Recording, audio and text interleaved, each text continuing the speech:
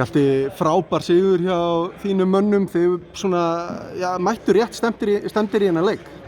Já, ég var mjög smeykur við hennar leik og eftir góðan sigur í KR og svona gengi liðsins og þá var ég mjög smeykur við þennan leik og við fannst við svolítið flatir eins og við uppbytun og svona en svo bara, vorum við bara gíraðir og mættum sérstaklega fyrstu 3 mínútur, við taka leiklegar 3 mínútur búnar og við erum konið 10 pluss yfir og ég var bara mjög ánægður með hvernig við mættum. Hvað, ég tók sérstaklega eftir að það var eins og þið væru rétt stemdir í hverjum einasta leikluta en stólarnir svona aðeins þurfti að spila sig inn þannig að stemningi virtist vera bara til staðar alveg allan leikinn í raun og veru.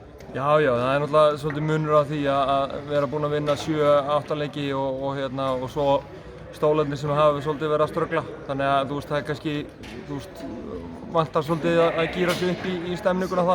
En við erum búin að tala mikið að það verður að koma orka á bekknum, það verður að vera orkinn á vellinum og við erum allir í þessu saman.